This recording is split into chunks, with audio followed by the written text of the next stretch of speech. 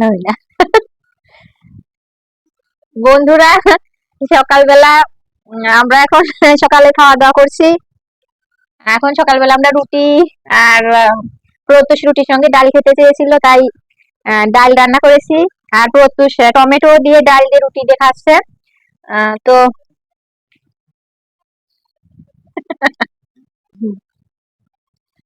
তো এখন সকালবেলা শুরু করে দিলাম আর একটি নতুন ব্লগ। আর অবশ্যই থাকবেন এবং পুরোপুরি ভাবে দেখবেন। এখন সকালে খাওয়া দাওয়ার পরে আবার রান্না করব দুপুরের জন্য।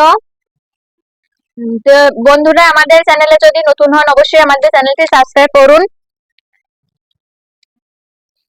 এবং আমাদের সঙ্গে থাকবেন অবশ্যই।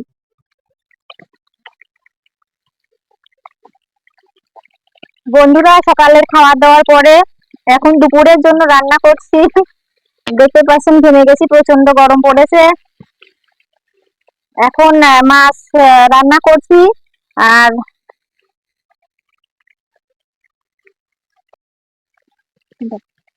কালকে আমাদের কাছে যে সবজি দেখিয়েছিলাম কাঁচকলা, এখন এটা দিয়ে মাছ রান্না করব, লাল শাক ভাজি করব, টমেটোর চাটনি করব।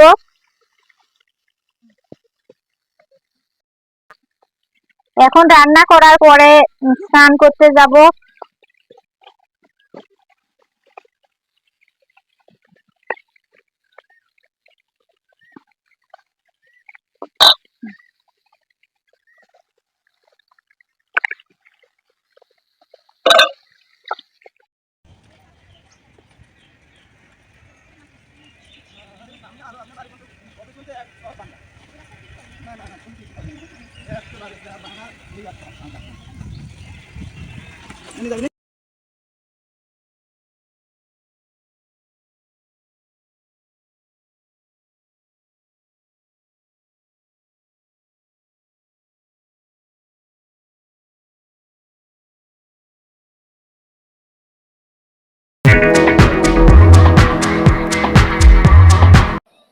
বন্ধুরা, আমি রান্না করার পরে খাওয়া দাওয়া করে তারপরে স্নান করে এসে নদী, আমি আর প্রত্যুষের মামা বাড়িতে এসেছি। এখানে আমরা আসলাম, আর আপনাদের দাদা ভাই বিকালে আসবে, তারপরে আমরা আবার বাড়ি ফিরে যাব। এখানে এসে দেখছি যে আমার মা পিঠা তৈরি করছে। সে যে তৈরি করছিল মালপোয়া পিঠা।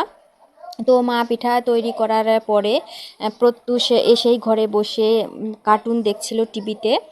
তো প্রত্যুষের দিভাইকে ঘরেতে খেতে দেওয়া হলো।